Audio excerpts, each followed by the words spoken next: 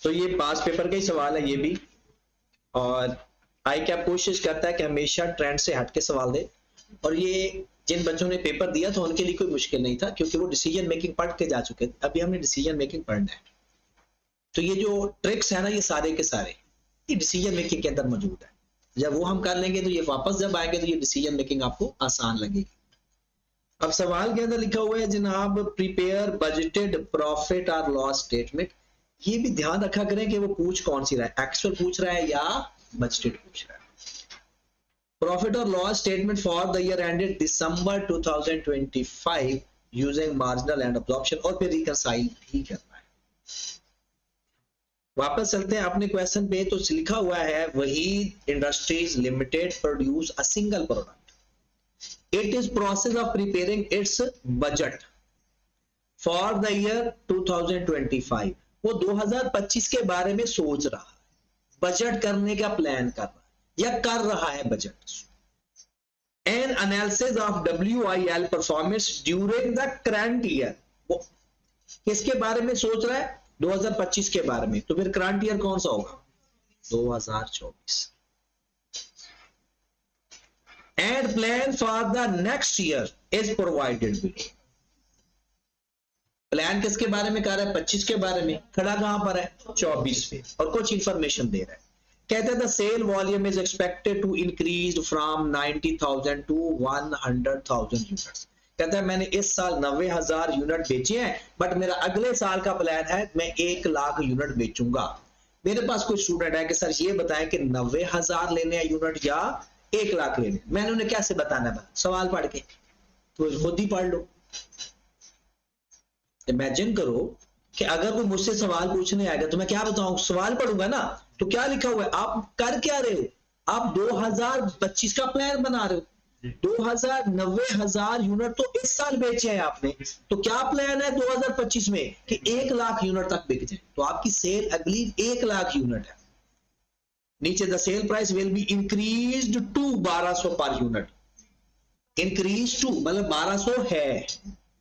अगर लिखता ना इंक्रीज्ड बाय तो पिछली सेल प्राइस में ये प्लस कर देते, तो ये लिखता है इंक्रीज्ड टू।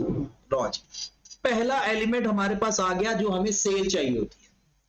मार्जिनल के लिए भी वही होगा, अब्जॉर्प्शन के लिए भी।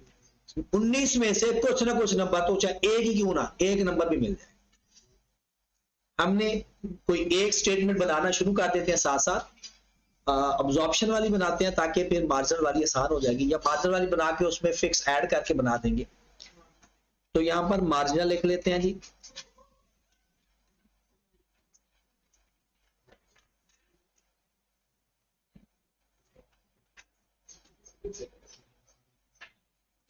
नाम लिख लेंगे,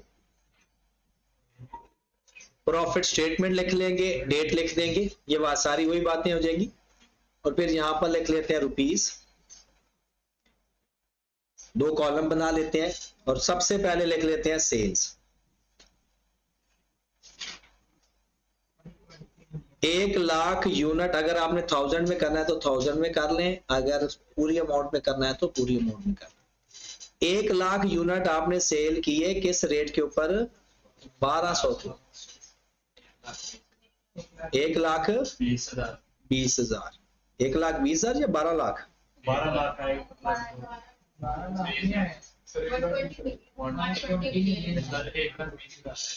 1 लाख 1200 पर यूनिट है ना।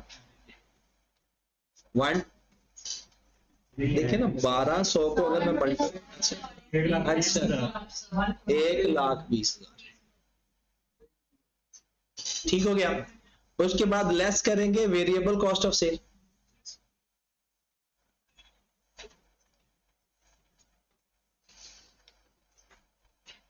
अब ये ना देखा करो कि सवाल में क्या, ये देखो कि पूछा क्या है।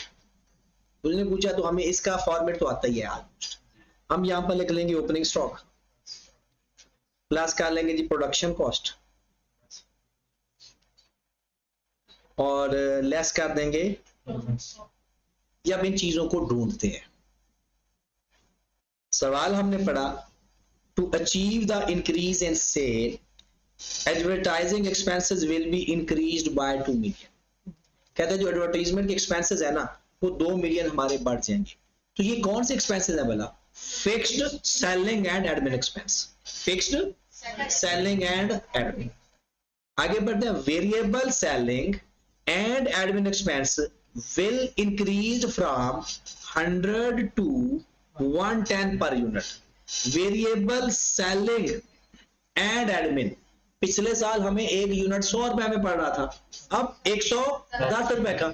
हमने यूनिट कितने बेचने हैं? 1 लाख मल्टीप्लाई बाय 110। हमारे पास कौन से यूनिट आ गए? Variable selling expense. वेरिएबल, अगर मैं फॉर्मेट बना रहा हूं तो इसके बाद मेरा जो आंसर आएगा उसे मैं क्या लिखता हूं भला? Gross contribution. ये वो तरीका है जिससे आपका हर हाल में सवाल में पासिंग मार्क्स आते हैं, हर हाल में।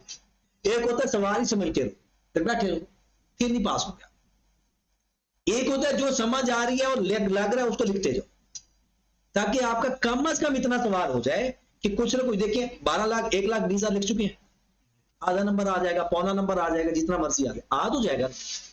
अब यहां पर ये चीज हमें पता चल गई कि ये वेरिएबल सेलिंग एक्सपेंस है, तो मैं क्या लिखूंगा?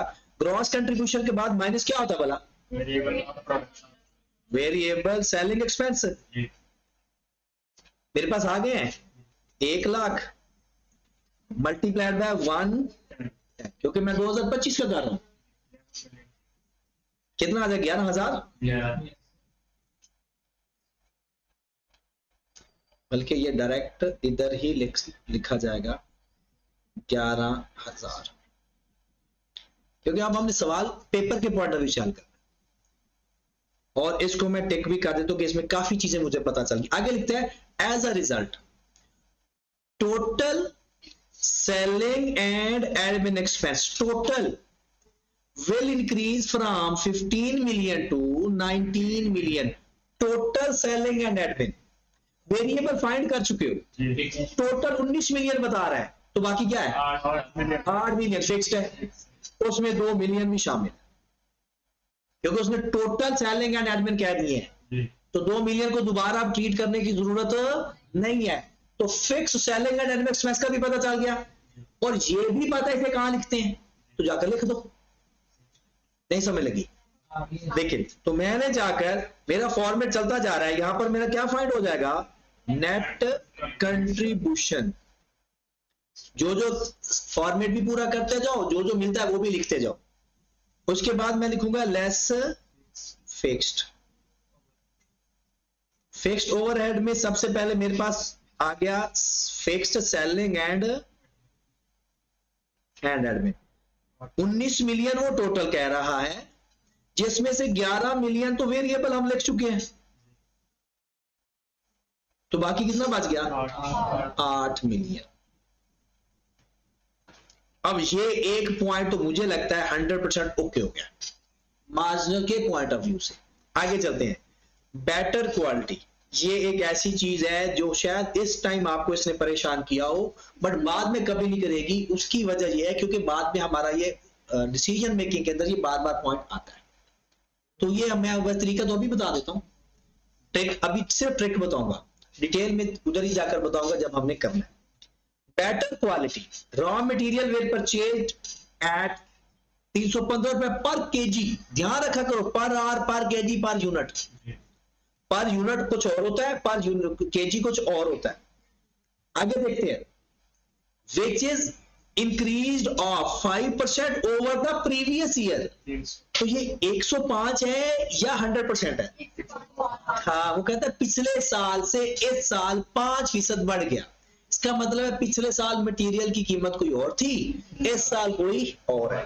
लो जनाब, ये बात तो हम पहले भी करते आते हैं कि आप लोगों ने पर यूनिट हमेशा साइड पे हल कर लेनी, मटेरियल, लेबर, वेरिएबल।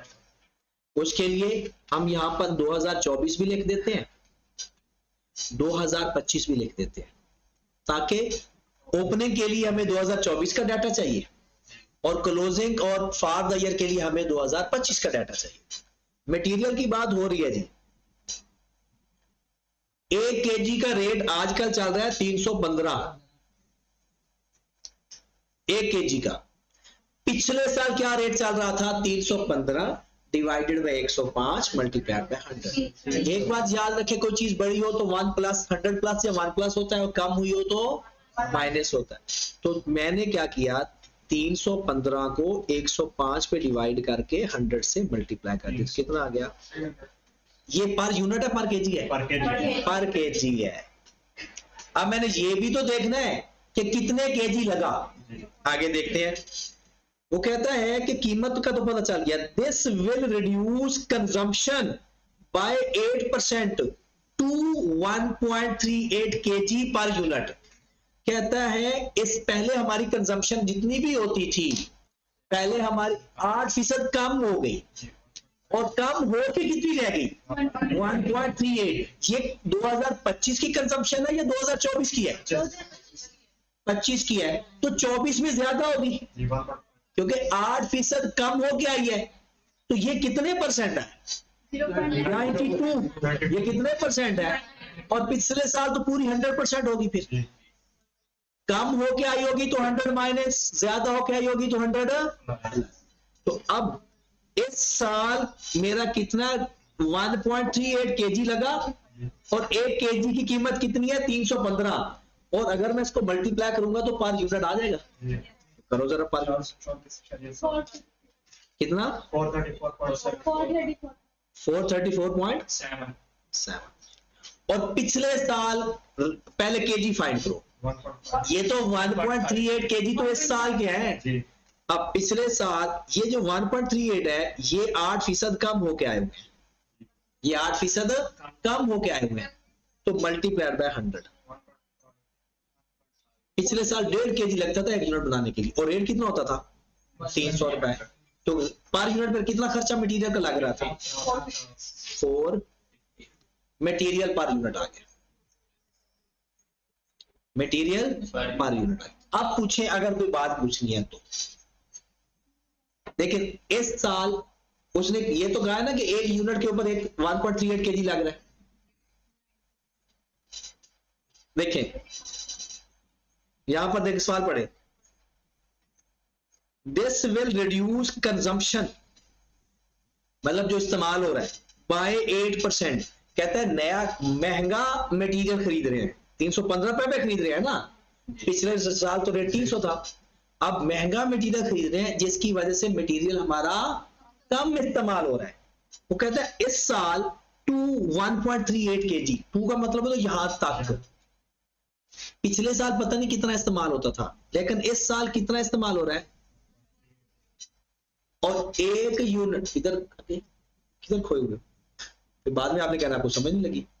यार 1.38 केजी 1 यूनिट पे लग रहा है, और 1 यूनिट 315 रुपए का है। 1 केजी 315 का है, और कितने केजी लग रहे हैं? 1.38। तो पता चल जाएगा 1 यूनिट पे टोटल मटेरियल कितना लग रहा है? 315 मल्टीप्लाइड बाय 1 पॉइंट, ये डन कर दो, समझ लगी। अब पिछले साल पे चलते हैं। इस साल जो 315 है ना, 5% कीमत ज्यादा है। 5% कीमत तो 105 हो गया। हमने 105 पे डिवाइड कर दिया इसको, और 100 से। पिछले साल का रेट 300 था, और पिछले साल मटेरियल भी ज्यादा इस्तेमाल होता था। पिछले साल मटेरियल भी, एक आपको ट्रिक बताता हूं, सारी जिंदगी के लिए इस्तेमाल करते रहना। ये मटेरियल के केस में ये पता चल गया कि 8% का कोई मसला है। पिछले साल 8% ज्यादा इस्तेमाल होता था, इस साल 8% कम इस्तेमाल होता है। अब इस 8% का रिलेशन आपने करना क्या है? अगर वो वैल्यू बढ़ रही हो तो 108 और 100 का रिलेशन बनाना। 108 और 100। अगर कम हो रही हो तो 92 और 100 का बनाना। कम हो रही हो, 8% का डिफरेंस लेना है ना, तो 92 और 100। और बढ़ रही हो तो जैसे 105 और 100 किया था लास्ट क्वेश्चन, और इसमें 108 और 92 और 100 कर रहे हैं। अब आपने बस मल्टीप्लाई किससे करना है, डिवाइड किससे करना है। एक तो होता है ना given over given, multiply by required. एक और आसान तरीका बताता हूं। अगर आपको लगे ना कि इससे चीज का आंसर ज्यादा आना चाहिए, तो बड़ी वैल्यू से मल्टीप्लाई करना, छोटी वैल्यू पे डिवाइड करना, क्योंकि तभी आंसर ज्यादा आएगा। और अगर आपको लगता है ना इससे वैल्यू कम होगी होनी है तो फिर किससे मल्टीप्लाई करेंगे, छोटी वैल्यू से और बड़ी वैल्यू पे। आप मुझे खुद बताओ इस साल कंजम्पशन कम हुई है या ज्यादा, तो पिछले साल ज्यादा कंजम्पशन होगी तो आंसर ज्यादा आना चाहिए, तो 100 से मल्टीप्लाई कीजिए और 92 पे डिवाइड करो। अब मैंने क्या किया, 92 पे डिवाइड किया और 100 से मल्टीप्लाई, बात समझ लगी, कितना आ गया 1 पॉइंट। अब इस 1.5 को मैंने मल्टीप्लाई कर दिया तो मेरे पास 450 आ गया। ये तो अभी क्योंकि हमने डिसीजन मेकिंग नहीं किया इसलिए हमें दो दफा कैलकुलेशन करनी पड़ रही है। जब हम डिसीजन मेकिंग कर लेंगे तो सिंगल स्टेप में दोनों स्टेप हो जाएंगे। आपके 315 से डायरेक्ट 400, ये इस अमाउंट से डायरेक्ट 450 में निकलवाना सिखाऊंगा आप। डायरेक्ट भी हो जाता है, इसके अंदर दो चीजें होती है, उसके अंदर 434,7 पर हमने ऐसी परसेंटेज अप्लाई करेंगे कि डायरेक्ट 450 आ जाएगा। लेकिन अभी वो बर्डन मैं नहीं, क्योंकि अभी एक दफा डिसीजन मेकिंग के सवाल कर लें ताकि अभी आप परेशान ना हो। जो बात आपको समझ लग रही है ना, मैं बस वही समझाना चाह रहा हूँ। डायरेक्ट अभी काम करेंगे, डायरेक्ट बाद में जब इसका वक्त आएगा। अब आगे चलते हैं। ये मटेरियल वाला काम हो गया हमारा, पिछले साल वाला भी, और वेजेस विल बी इंक्रीज। अब सवाल भी देखा करो, फ्रॉम 315 से 350 पर घंटा। इसका मतलब पिछले साल 300 का घंटा था, अब 350 का घंटा है। पिछले साल घंटा लगता था और अब, इसका मतलब पिछले साल जो लेबर लग रही थी 300 मल्टीप्लाई बाय 1 और इस साल 350 मल्टीप्लाई बाय 0.9 लेबर आ गई। लेबर 350 300 पिछले साल और 350 मल्टीप्लाई बाय 0.9 315 इस साल। मटेरियल भी आ गया, लेबर भी आ गया। आगे बढ़ते हैं, चीजें वही फाइंड करनी है जो बाकी सवालों में करते थे, चीजें अभी भी वही फाइंड कर रहे हैं। इसलिए तो मैं कहता हूं वो सवाल का डिजाइन चेंज कर सकता है, शक्ल तब्दील कर सकता है, बैकएंड में कुछ नहीं चेंज कर सकता। आगे चलते हैं, वेरिएबल ओवरहेड। हाँ, ये चीज दोबारा आ गई। मैंने आपको वेरिएबल के बारे में एक बात बताई थी, जब वो आज पे बेस कर रहा हो ना तो वही वाले आज लेंगे जो लेबर के थे, नया लेने की जरूरत होती ही वही है। तो 100 रुपया पिछले साल था, इस साल 100, तो पिछले साल लेबर कितनी थी 1 घंटा, इस साल लेबर कितनी है 0.9, तो पिछले साल को 1 से मल्टीप्लाई करके लिखेंगे और इस साल को 0.9 से मल्टीप्लाई करके लिखेंगे। तो हमारे पास वेरिएबल प्रोडक्शन ओवरहेड आ गया। ये कितना आ गया, पिछले साल का 100, 105 multiply by 0.9 94.5 marginal cost per unit आ गई। मार्जिनल कॉस्ट पर यूनिट आ गई कितना 844. यहां तक मटेरियल लेबर ओवरहेड आ गया। अब इसमें क्या ऐड करना है, अगर फिक्स करेंगे तो अब्जॉर्प्शन वाला भी आ जाएगा, साथ ही कर लेते हैं। आगे उसने लिखा है fixed overhead will increase due to inflation, however due to expected increase in production next year fixed overhead per unit will be reduced from 70 to 65.8 per unit। इसका मतलब उसने खुद ही पर यूनिट रेट दे दिया, fixed overhead absorption rate. Fixed overhead अगर आज का होता तो मैं यूनिट में कन्वर्ट करके लिखता। पिछले साल कितना था, इस साल 5.8, ये मेरे पास अब्जॉर्प्शन कॉस्ट पर यूनिट आ गई। अब्जॉर्प्शन कॉस्ट पर यूनिट पहले का 920, दूसरे का 910। अब सवाल 2 हो गया। मार्जिनल कॉस्ट पर यूनिट भी आ गई, यूनिट है क्या ना, 1 लाख यूनिट तो है ना जो सेल किया है, उसका तो पता है ना। आगे बढ़ते हैं, उसने ये तो it has recently been decided closing finish inventory would be reduced from 10% to 6% of sale loss. से पिछले साल सेल का 10% रखते थे, अब सेल का 6% रखेंगे स्टॉक। पिछले साल 90,000 यूनिट सेल हुए थे, तब क्या रखते थे? इसका मतलब है 9,000 यूनिट है ओपनिंग स्टॉक, क्योंकि पिछले साल की सेल का जब उसने खुद कह दिया ऑफ सेल तो हम तो खत्म हो गए, हमारी तो सोच ही उधर ही रुक गई। पिछले साल की सेल का 10% और इस साल की सेल का 6%। इस साल की सेल कितनी है? Multiplied by 6%। अब 6,000 क्लोजिंग, 9,000 ओपनिंग, 1 लाख बेचा है तो बनाया कितना? ओके की बात, 97,000 यूनिट प्रोड्यूस आ गया। अब सवाल खत्म। तो ऑफ सेल का मतलब क्या है? सेल का 1,20,000, वो तो अमाउंट है, हमें तो यूनिट चाहिए, तो उसी का ही तो लिया है। 6% किसका लिया आपने? 100,000। हाँ, तो 10%। 10% तो पिछले साल का। उसने कहा कि अपना वो क्लोजिंग स्टॉक पहले 10% रखता था, मतलब पिछले साल या करंट ईयर में, और अगले साल क्या प्लान है? 6% रखने का। तो पिछले साल सेल कितनी की थी? 1 लाख या 90,000? और आगे क्या प्लान है? 1 लाख। तो 1 लाख का 6% लेंगे, पिछले साल का 10% लेंगे, तो यूनिट सोल्ड पता चल गया। यूनिट सोल्ड, यूनिट कैसे यूनिट सोल्ड है जी? ओपनिंग प्लस सोल्ड, तो पता है ना, सोल्ड इधर लिख देना, कितने? 1 lakh plus produce minus closing, ऐसे ही होगा। तो हमारे पास आ जाएंगे यूनिट।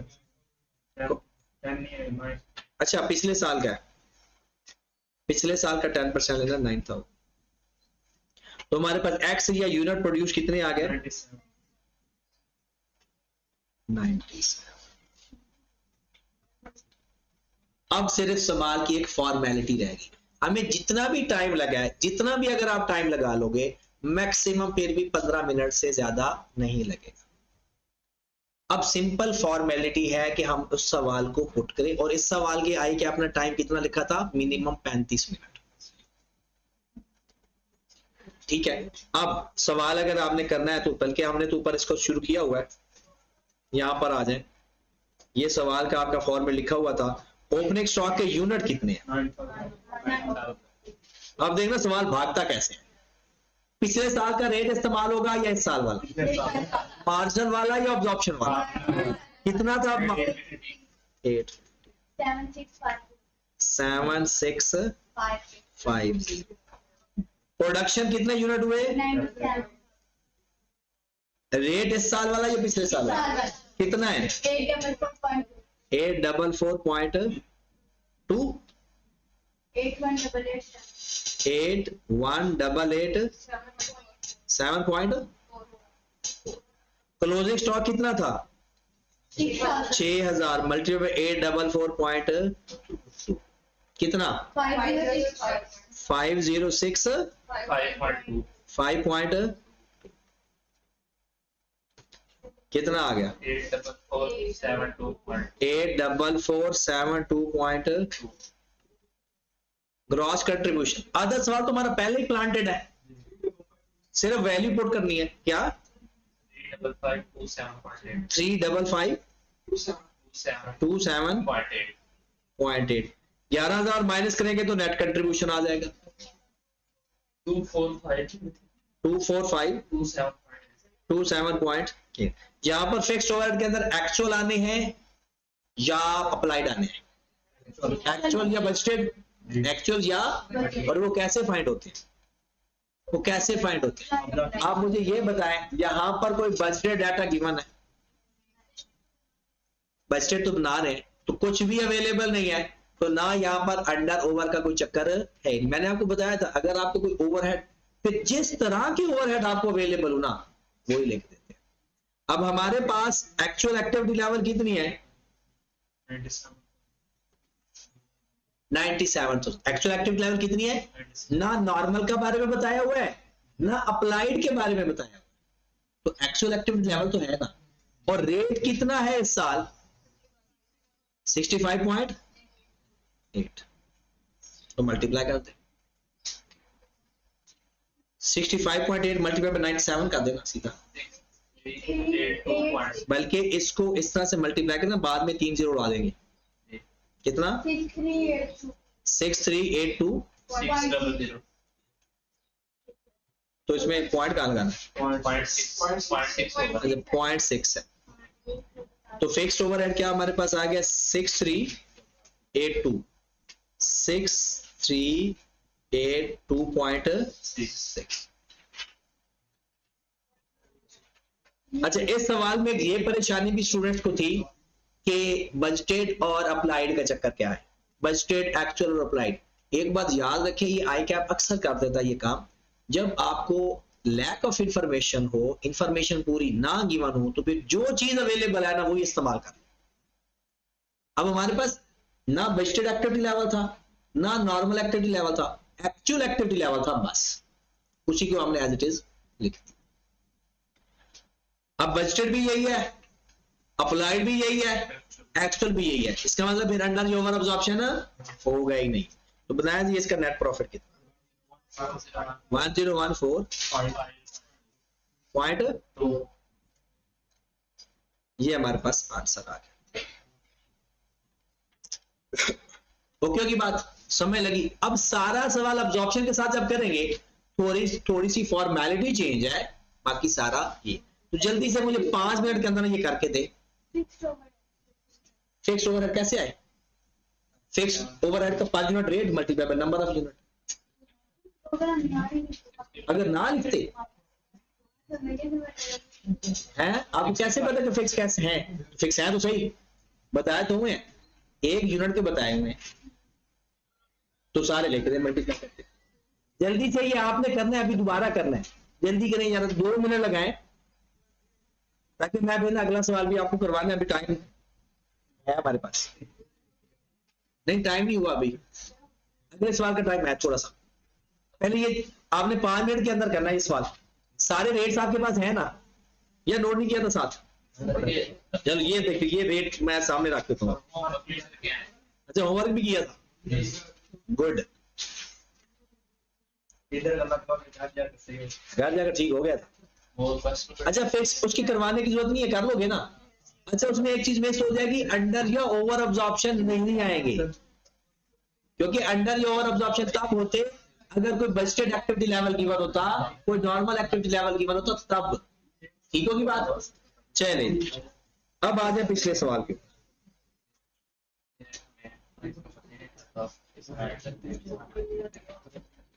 अच्छा, जब ऐसा सवाल पेपर में आता है ना, तो तब भी लोग इस सवाल को छोड़ के आ जाते, जब सारी अंग्रेजी ही अंग्रेजी नजर आ। ये सवाल आपके पिछले टेस्ट में भी मैंने दिया था। अब आप ना, हाँ, आप अरेंजमेंट आगे पीछे कर सकते हो। पेपर में जो फर्स्ट टेक्निक है, आपने करना ये है, अगर किसी ने मुझे आकर ये कहा कि मेरा पेपर 60% हुआ, तो इसका मतलब है फिर आप डिजर्व करते हो चित्रालोजी। उसकी वजह जब मैं आपको पहले बता रहा हूं, आपने करना ये है, अपने उस क्वेश्चन के मार्क्स जितने भी हैं उसको मल्टीप्लाई करना है 1.8 से। ठीक है, आंसर निकालना है, ये आ गया 18 और ये है आपके मिनट। हर 10 नंबर वाले सवाल को आपने 18 मिनट देने हैं। उन 18 मिनट में जितना हो सकता है कर दो। अगर आपको लगता है सवाल नहीं निकल पा रहा 18 मिनट, छोड़ दो उसको, अगले सवाल पे जाओ। इस तरह से आपका टोटल पेपर कितने मार्क्स का होता है? 100 मार्क्स का। मल्टीप्लाई बाय 1.8 करो तो बनता है 180 मिनट। 60 पे डिवाइड करोगे तो ये बनते हैं 3 घंटे। तो आपका 100 नंबर का पेपर अटेम्प्ट हो जाएगा। अगर फिर आपने ये कहा कि जनाब मेरा तो पेपर पूरा नहीं हुआ, कैसे नहीं पूरा हुआ? जब आपको मैं कह रहा हूं कि अगर आप सवाल फंसता है तो उसका एलोकेटेड टाइम से ज्यादा टाइम नहीं देना। अगर फिर भी आपका वहां दिमाग बंद हो जाता है तो इसमें पर क्या हो सकता है? ऐसा कभी कभी होता है 2 नंबर के चक्करों में 10 नंबर का सवाल रह जाता है। तो ये कभी भी गलती मत करना, खास तौर पर अकाउंटिंग के पेपर में, किसी अकाउंटिंग के पेपर में ये गलती नहीं करनी। ये सबसे अच्छा तरीका होता है पास होने का। आईकैप कहता है कि जो बच्चों ने पूरा पेपर अटेम्प्ट किया है उसमें 90% बच्चे पास हो गए। इसका मतलब है पूरा पेपर अटेम्प्ट करने वाले ज्यादा बच्चे पास हो रहे हैं। अब कोई एक बंदा मुझे कहता है जी मैंने 65 मार्क्स का पेपर अटेम्प्ट किया, 42 आ गए, तो 35 का और अटेम्प्ट कर लेता तो 8 तो आ ही जाते। प्रैक्टिस भी बढ़ाओ और पेपर में देखिए, मैंने ये सवाल पढ़ने से पहले आपको पता क्या किया था, मैंने मार्जिन का फॉर्मेट बना दिया था। इसी तरह मैंने पेपर में एब्जॉर्प्शन का भी फॉर्मेट बताऊंगा। सेल से लिखा जाएगा, सेल फिक्स एक्सपेंस सारे वो तो एक जैसे होते हैं ना दोनों में, वो मैं लिख लेता। टाइम खत्म भी हो जाता तो उतने नंबर मुझे मिल जाते, चाहे 4 3 2 1 ही क्यों ना मिलते। मैंने सवाल पढ़ने से पहले जवाब कर लेता हूं। तो पहले सवाल बाद में सीखो, पहले रिक्वायरमेंट फोकस करो। जो उसने पूछा है उसका एक फ्रेम तैयार करो दिमाग में या पेपर के ऊपर।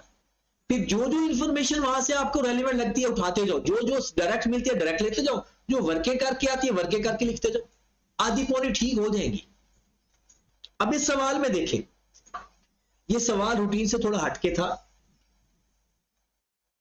PL manufacture a single product ZAA and operates at a normal capacity 45,000। एक information, machine per annum which is 90% of its full capacity। अगर कोई आपसे पूछे फुल कैपेसिटी कितनी है तो 90 में डिवाइड कर देंगे, 100 से मल्टीप्लाई कर देंगे, 50,000 आ जाएगा। PL uses absorption costing method to manage its cost। Following information has been extracted। Actual machine hours, normal activity level भी given है, actual activity level भी मिल गया। Under your over 4,20,000 under. Fixed overhead absorption rate 200 पर machine our, ये तो जनती को ऐसा सबको सीधा सीधा बताया जा रहा है। अब PL has policy of revising it's fixed overhead absorption rate for each year on the basis prior years actual fixed overhead.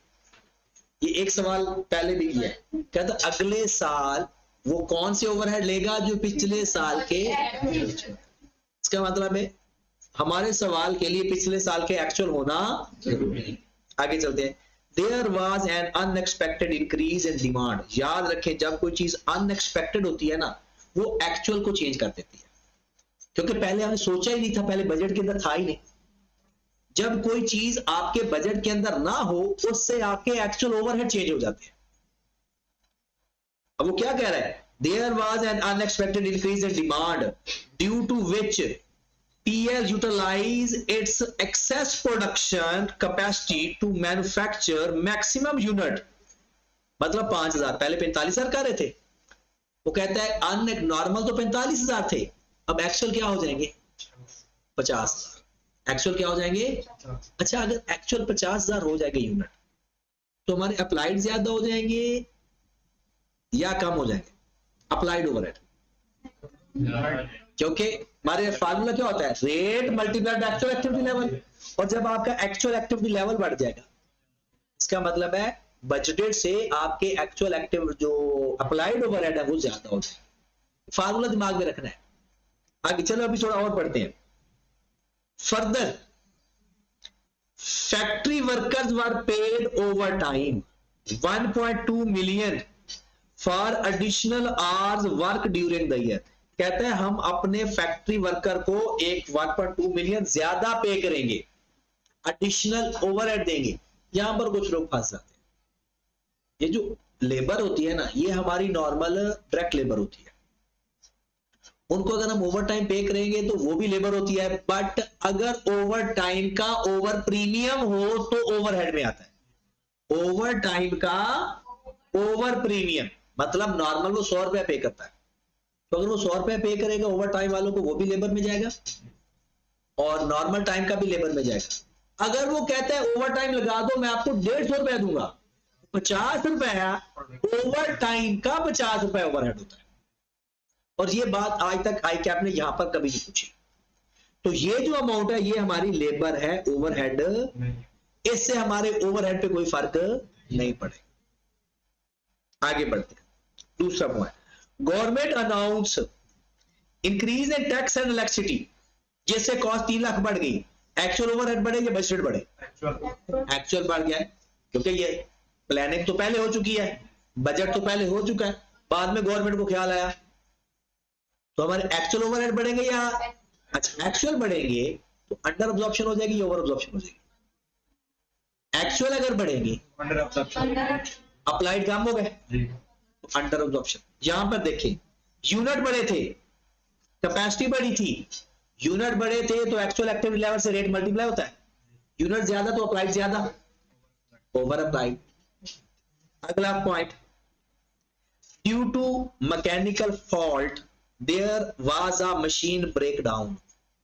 ये जो मशीन ब्रेकडाउन है ये एक्सपेक्टेशन में होती है या नहीं होती? बजट के अंदर नहीं होती। Which is to be repaired at a cost of 3 million, 3 million उसके ऊपर खर्चा आ गया, मटेरियल लेबर या ओवरहेड? 3 मिलियन मटेरियल है, लेबर है या ओवरहेड है? ओवरहेड है। TL received insurance claim 2.8 million, 3 million का खर्चा 2.8 इंश्योरेंस से मिल गया, तो नेट हमारा कितना हुआ? 0.2 मिलियन। इससे हमारे एक्चुअल ओवरहेड बढ़ गए या अप्लाइड बढ़े? एक्चुअल बढ़े तो अप्लाइड कम हो गए, एक्चुअल बढ़े तो अप्लाइड कम। सवाल उसकी नेचर देखिए, सवाल प्रोवाइड ब्रीफली अंग्रेजी, एक्सप्लेनेशन मतलब अंग्रेजी में लिखना है, whether each of the above event independently, हर एक को अलग अलग करके सोचना है, इकट्ठा नहीं सोचना। रिजल्ट अंडर या ओवर अब्सॉर्ब्ड ओवरहेड, हमने पहले कहा कि भाई यूनिट बढ़ेंगे तो अप्लाइड ओवरहेड बढ़ जाएंगे, क्योंकि उसने मल्टीप्लाई होना होता है। एक्चुअल यूनिट बढ़े, अप्लाइड ओवरहेड बढ़ गया, ओवर अप्लाइड। लेबर बढ़ी, कोई फर्क नहीं पड़ेगा क्योंकि वो ओवरहेड। इलेक्ट्रिसिटी का बिल बढ़ा, इलेक्ट्रिसिटी का बिल बढ़ा, उसके बिल बढ़ने से एक्चुअल ओवरहेड बढ़ गए, अंडर अप्लाइड, क्योंकि एक्चुअल बढ़ेंगे तो अंडर अप्लाइड और अप्लाइड बढ़ेंगे तो ओवर अप्लाइड। फिर बिजली का बिल बढ़ा तो एक्चुअल ओवरहेड ज्यादा हो जाएंगे, एक्चुअल ओवरहेड ज्यादा हो गए तो under applied.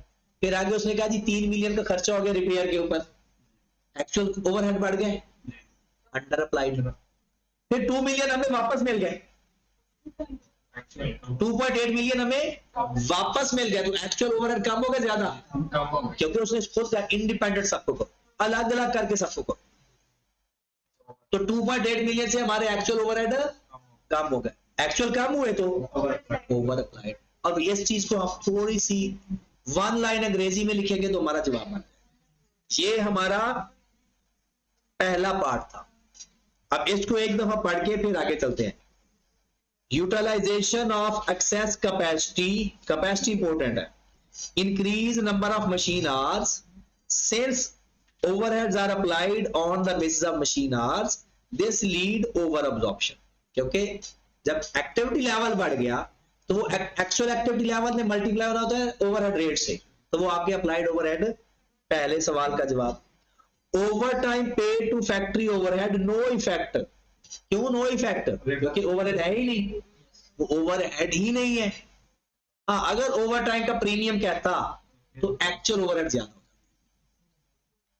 Increase in tax और इलेक्ट्रिसिटी, एक्चुअल कॉस्ट बढ़ गई, अगर एक्चुअल बढ़ गई तो अप्लाइड कम हो गई, अंडर अप्लाइड। फिर रिपेयर कॉस्ट अनफोर्सीन था, बजटेड नहीं था, तो increase in actual cost, this lead to over absorbed. Over absorb कैसे? अंडर अब्सॉर्ब होना चाहिए। अच्छा, ये 2.8 मिलियन का कह रहा है, इंश्योरेंस क्लेम का कह रहा है, ये रिपेयर है, रिपेयर अंडर अब्सॉर्ब ही है, रिपेयर कॉस्ट बढ़ी, एक्चुअल ओवर बैठ गया, एक्चुअल बढ़ गया तो अप्लाइड कम। फिर 2.8 मिलियन हमें वापस मिल गया तो हमारे एक्चुअल कम हो गए तो ओवर अप्लाइड। ये पहले सवाल का जवाब था। अब दूसरे सवाल का जवाब कहते हैं, assume that there is no increase या decrease in fixed overhead other than those mentioned above। कहते ऊपर जो ओवरहेड प्लस माइनस हो रहे हैं ना, इंश्योरेंस वगैरह, एक्चुअल जो, उसके अलावा और कोई नहीं है। Compute the budgeted and actual of prior years and current year, पिछले साल का और इस साल का एक्चुअल और बजटेड बताओ। लो जी, ये सवाल का जवाब इधर ही था। आपके पास ये रेट गिवन है, इस रेट को मैं 45,000 से मल्टीप्लाई करूंगा, क्या आएगा? बजटेड। अच्छा ये चीज है ना, आपको पेपर में मार्क तुक्के नहीं लगाना, क्या आएगा? ये पहले ग्रिप होनी चाहिए फुल टाइम पर कि ये होना है लास्ट ईयर करंट ईयर। मैं ऐसे लिख देता हूं 45,000, पहले मैं बजटेड लिख दूं यहां,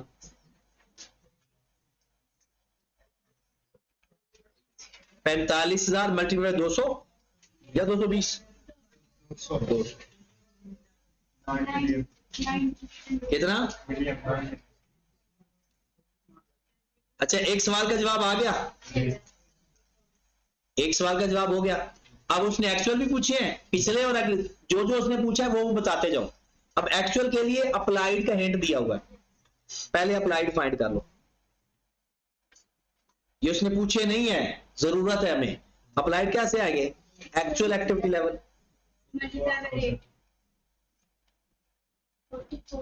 कितना? 88,000,000। ये अप्लाइड है और 4,20,000 अंडर अप्लाइड है। 4,20,000 अंडर अप्लाइड है। बताओ इसमें प्लस करोगे ये माइनस? अंडर अप्लाइड का मतलब हुआ अप्लाइड का में एक्चुअल ज्यादा है, तो प्लस करके एक्चुअल आएंगे, ये माइनस करके अंडर अप्लाइड में कौन से कम होते हैं? अप्लाइड कम होते हैं और एक्चुअल ज्यादा होते हैं। तो ये आपको कौन से गिवन है? अप्लाइड कम हो गए ज्यादा अंडर अप्लाइड में। अंडर अप्लाइड में अप्लाइड कम होते हैं या एक्चुअल कम होते हैं? अप्लाइड का, तो ये कम होंगे ना, एक्चुअल निकालेंगे तो इससे ज्यादा आने चाहिए, तो प्लस करूंगा। या मैं रट्टे वाला फार्मूला लिखवा दूं कि ये होगा तो ये कर देना, ये होगा तो ये कर देना, फिर वो मजा नहीं आएगा। इसमें से बंदा खुद ही जज करता जाता है। 922 इधर एक जादू देखना, ये हमारे पास क्या आया भला? आ गया अगले साल का बजटेड आ गया, जो इस साल का एक्चुअल है वो अगले साल का। अब जो हमने सोचा हुआ था उसके बाद एक हमारी मशीन खराब हुई, बिजली का बिल बढ़ गया, फिक्स्ड ओवरहेड भी है और इंश्योरेंस से पैसे वापस भी मिले, ये केस हुए। कहते इसके अलावा और कोई केस नहीं। तो फिर जो सोचा था वो सोचा था 9220000, लेकिन हो क्या गया? आपका एक खर्चा हुआ 3 लाख का, बिजली का बिल ज्यादा आ गया, रिपेयर का 3 मिलियन आ गया और 2.8 मिलियन आपको वापस मिल गया। लेबर ओवरहेड है नहीं, ये माइनस। तो ये क्या आ गया? एक्चुअल। ये बजटेड थे, पिछले साल के एक्चुअल, इस साल के बजट, और बजटेड से जो नहीं सोचा था वो जो हो गया उसकी वजह से एक्चुअल कुछ और हो गया। तो ये 3 लाख के खर्चा में एक्स्ट्रा पड़ गया, 3 मिलियन का भी खर्चा एक्स्ट्रा पड़ गया और 2.8 मिलियन उससे रिकवर भी हो। और आप ये कह सकते सर लेबर क्यों नहीं ली? लेबर क्यों लूं? ओवरहेड ही नहीं है। तो बताए एक्चुअल कितना? 9720। अब ये देखिए सवाल क्या था और लोगों ने पता नहीं इसके साथ क्या किया हो। सवाल को जब समझना शुरू हो जाओगे ना तो कॉस्ट अकाउंटिंग मुझे लगता है 1.5 घंटे में पेपर होगा, लेकिन अगला 1.5 घंटा तो सोचने के लिए होता है।